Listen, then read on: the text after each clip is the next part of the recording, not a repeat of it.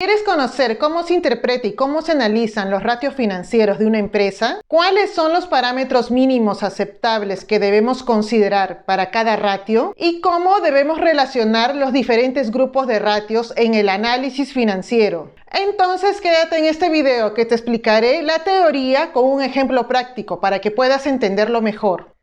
Mi nombre es Ángela Castañeda, soy consultora de finanzas para pequeñas empresas y creadora del curso Interpretación y Análisis de Estados Financieros aplicado a las pymes. Para mayor información puedes acceder al enlace que estaré dejando en la cajita de información y en el primer comentario de este video.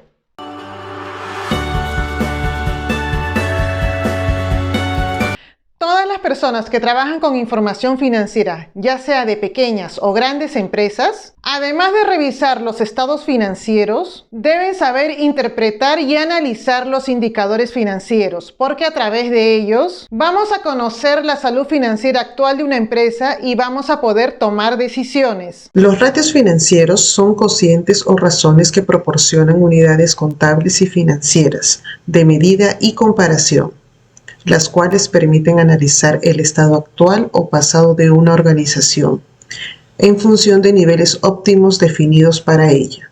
Los grupos de ratios son: los ratios de liquidez miden la capacidad de una empresa para cumplir con sus compromisos de corto plazo. Aportan información sobre la liquidez de la empresa. Para hacer un análisis de ratios vamos a necesitar de dos estados financieros. Me refiero al balance general y al estado de resultados. Para este ejemplo tenemos el balance general al 31 de diciembre y el estado de resultados del 1 al 31 de diciembre.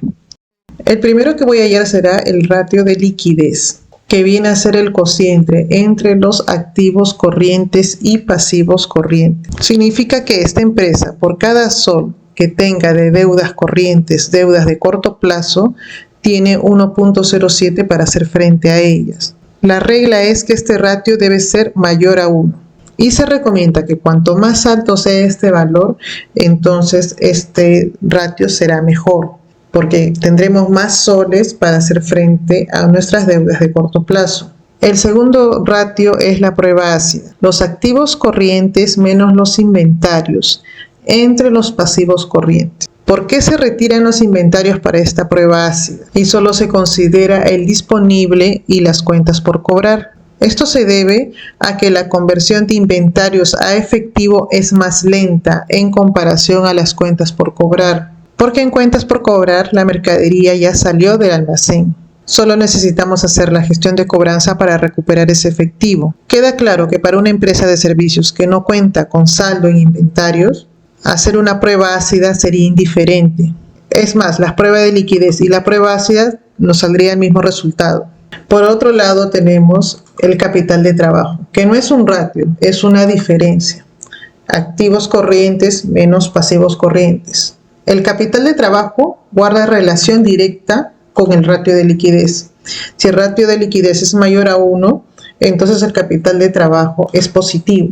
El capital de trabajo debe ser positivo siempre, porque es una señal que estamos ante una empresa financieramente sana. Los ratios de gestión evalúan qué tan eficiente es la empresa administrando los inventarios, las cuentas por cobrar y las cuentas por pagar a proveedores. Responde a la pregunta, ¿funciona bien o mal? No todas las empresas funcionan igual a pesar de que se trate del mismo giro de negocio. Para el ratio de gestión voy a necesitar analizar las cuentas del balance general y del estado de resultados. Tenemos la rotación de cuentas por cobrar, que viene a ser el saldo de cuentas por cobrar por 360 días, que viene a ser el año comercial, entre el nivel de ventas. Tenemos como resultado 72 días. Significa que esta empresa recupera en promedio las cuentas por cobrar en un plazo de 72 días. Un punto que debemos observar. Esta razón yo la he calculado en función a las ventas totales. Y esto sería válido, yo tuviera la certeza de que todas las ventas en esta empresa son a crédito. Como yo no tengo la información sobre la proporción entre las ventas al contado y las ventas al crédito, entonces yo voy a asumir para hacer la comparación sobre las ventas totales, como en este ejercicio.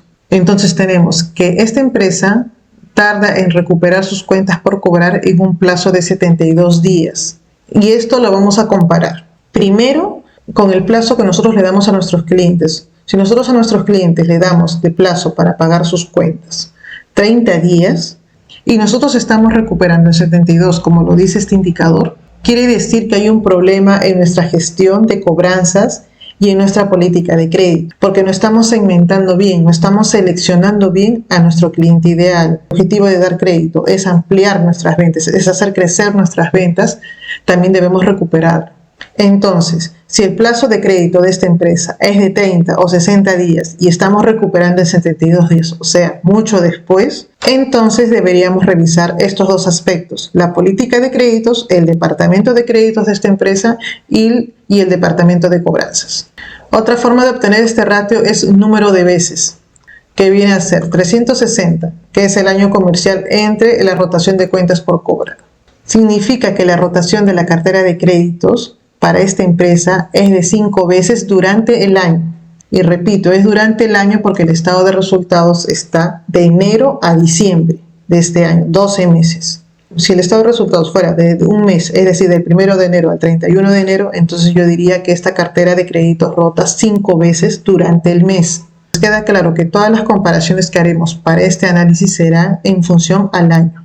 Tengo el segundo ratio, rotación de cuentas por pagar, que también está expresado en número de días, que viene a ser el saldo de proveedores por 360, que es el año comercial, entre el costo de ventas. Si queremos ser más exactos, más minuciosos, eso también lo podemos comparar entre el nivel de compras, porque el nivel de compras es mayor incluso al costo de ventas. En un estado de resultados se halla el costo de la mercadería vendida. Yo puedo haber vendido 100 unidades, pero sin embargo he comprado durante el año 1000 unidades. Identifico las unidades que se vendieron, ya sea al contado o al crédito. Tenemos como resultado 120 días. Significa que en promedio durante el año yo he pagado a mis proveedores en un plazo de 120 días. También podemos hallar este resultado en número de veces, que viene a ser 360 entre la rotación de cuentas por cobrar en días. Tenemos como resultado 3. Lo más práctico es hallar los ratios de rotación, los ratios de gestión en número de días. Otra información que puedo ver en ambos ratios es que no tenemos descalce entre cuentas por cobrar y cuentas por pagar. En otras palabras, si yo recupero las cuentas por cobrar en 72 días, tengo un plazo de hasta 120 días para pagar a mi proveedor. No tengo descalce entre cuentas por cobrar y cuentas por pagar. Es decir, yo tengo como 48 días de margen para hacer trabajar ese efectivo en mi empresa. La fórmula de rotación de inventarios es la siguiente. Es el saldo de inventarios por 360 días entre el costo de ventas. La fórmula para hallar el número de veces es costo de ventas entre inventarios. Significa que este inventario rota 1.5 veces. Es decir, que todo el inventario pasa 1.5 veces de almacén a ventas. Y este dato es bastante común para empresas que venden a público en general y que son ventas al por menor. A diferencia de los negocios mayoristas que tienen menor margen de ganancia, pero la rotación de mercadería es mucho más rápida.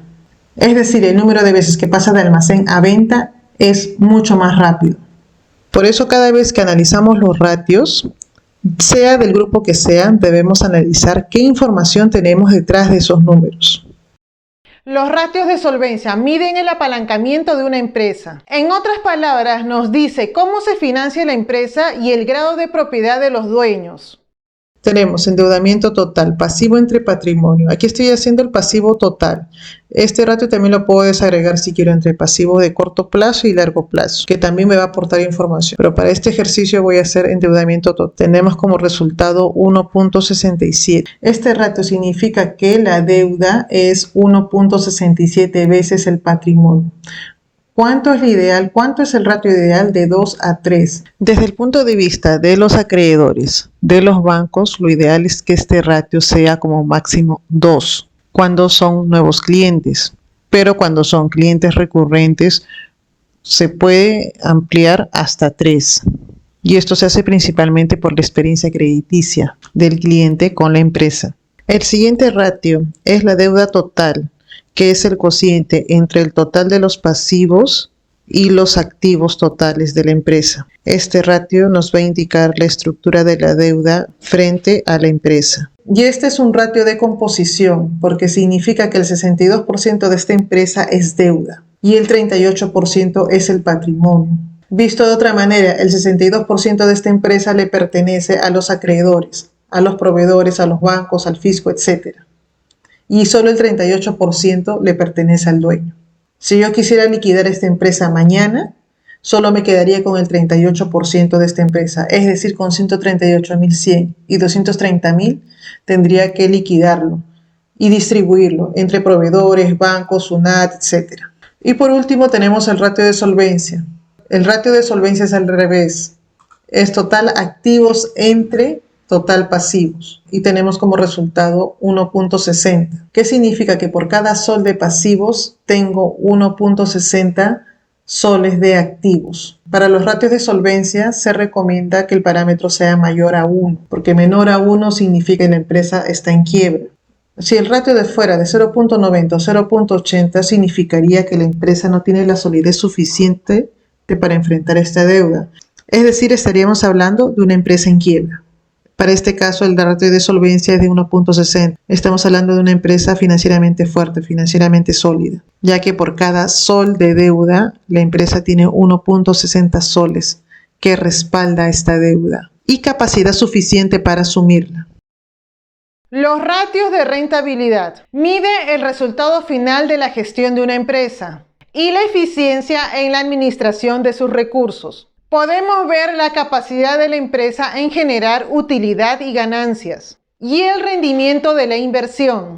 El margen de utilidad bruta es el cociente entre la utilidad bruta y las ventas totales. El margen de utilidad bruta va a variar en función a qué tipo de empresa estamos analizando. Una empresa que vende al por mayor va a tener márgenes pequeños. Una empresa que vende al por menor va a tener márgenes más grandes, como es en este caso, 25% es propio de una empresa que vende al por menor. Tenemos el margen de utilidad neta. El margen de utilidad neta, que viene a ser la utilidad neta entre las ventas. A la utilidad neta me refiero a la utilidad después de descontar gastos administrativos, gastos de ventas, gastos financieros y hasta gastos de impuestos. Cuanto más alto sea este porcentaje o cuanto a medida que pase el tiempo este porcentaje vaya mejorando, vaya siendo más alto, significará que somos más eficientes en gastos. Ser eficiente en gastos significa encontrar la forma de gastar menos y vender más. O vender lo mismo pero asumiendo menos gastos. El siguiente ratio de rentabilidad es la rentabilidad sobre el capital, que viene a ser la división entre la utilidad neta y el patrimonio.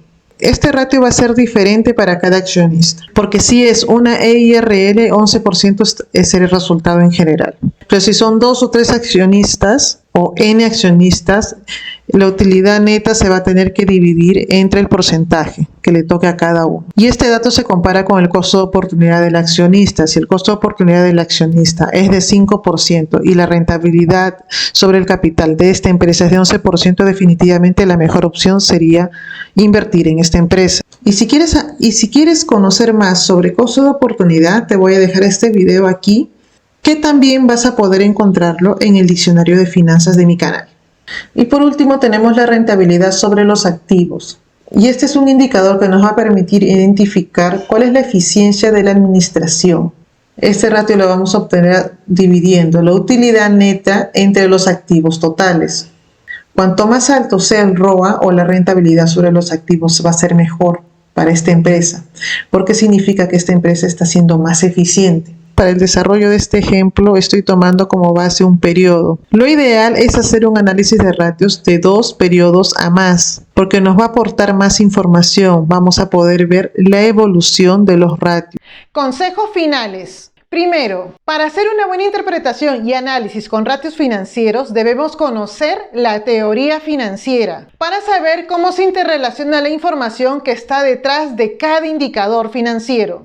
Segundo, debes tener claro cuál es el objetivo del análisis.